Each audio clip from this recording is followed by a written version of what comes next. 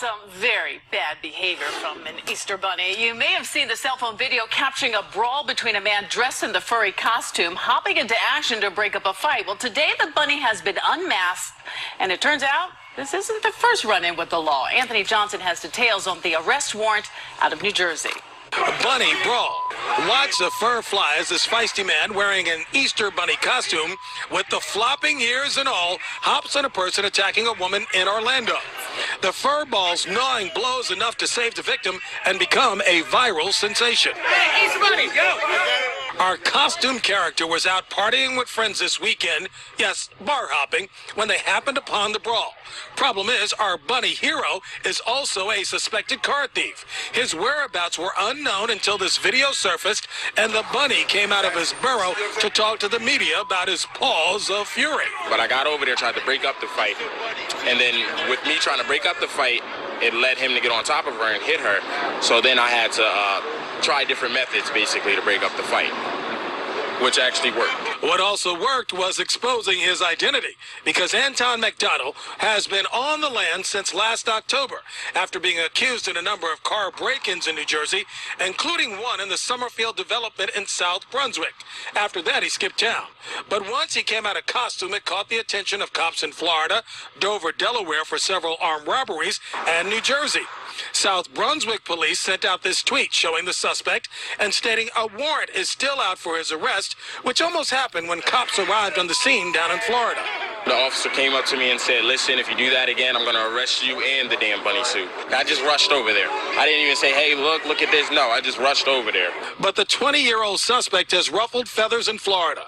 McDonald's being called a person of interest in a carjacking. We hopped over to his former home in Franklin Park, New Jersey.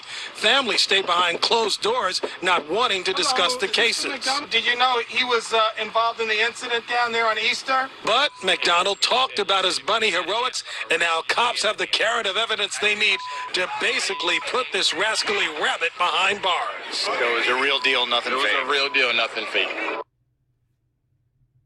Okay, so y'all just heard that right there, and many of you probably had seen the video where you saw a person in a Easter bunny costume getting into it with this white guy who was getting into it with this black woman. And that's pretty much all we knew, but we didn't know all the other details behind it. We just like, wow, that's interesting right there. So even the Easter bunny is getting it in. But the reason why I'm doing this story now is because a relative who I'm going to assume is a subscriber of mine had left a comment saying that this person right here is her cousin. And shout out to Leah2334 for informing me of that. And she said, and it was through her that I was able to find out about this, because I was not going to talk about this because this story actually happened, of course, around Easter, which is about 2 weeks ago.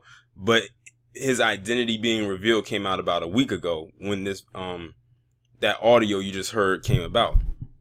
It's amazing that even when a black man is a hero in a situation, they'll find a way to dig into his past and try to find something and dig something up in order for them to get to him. So they say he's been accused of some carjacking, some theft, whatever. But they are now they're going to harp more on that than the heroics of what he actually did. You heard what he said. He said, the next time you do this, I'm going to arrest you and your damn Easter bunny costume. They were better off letting, if it was up to them, they would have let that white guy who was there attack that black woman the way that he was. All he did was come into action. He tried to break it up, but that white guy kept being belligerent. He said, okay, well, now I'm just going to have to beat your ass, even with this costume on. And that's what he did. He beat the shit out of that white guy, had him stumbling almost into the damn street. They had to come down there and break them up because the white guy didn't stand a chance. He was probably inebriated. He couldn't catch his bearings. But when he went to, and the thing is, when I was looking at the person, like how black people have a certain fighting style, the way we fight. We don't fight like how the typical white person fights. It's the way that we throw our hands when we fight. And when I saw that the way that the hands were being thrown in that costume, I said, I think that's a black person under there. Because we have a style of the way that we fight when we throw our hands, especially when we're hitting someone when we're giving body shots to somebody who's on the ground.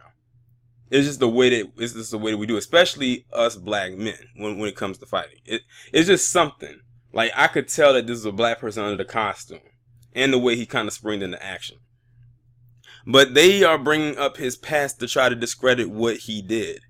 And that's typical. I'm not surprised in the least bit by it. But at the end of the day, I'm still glad he did what he did. And shout out to Leah2334 for bringing this to my attention so I could put it out there. You know, hopefully put a much better light on it, because they're going to, like I said, they're going to harp down on him in his past discretions, because he probably knew he risked his identity by taking that costume off and revealing his face to the world, or, you know, to anybody who was watching. But it doesn't, for me, it doesn't take away the fact of what he did. He did what he felt he had to do.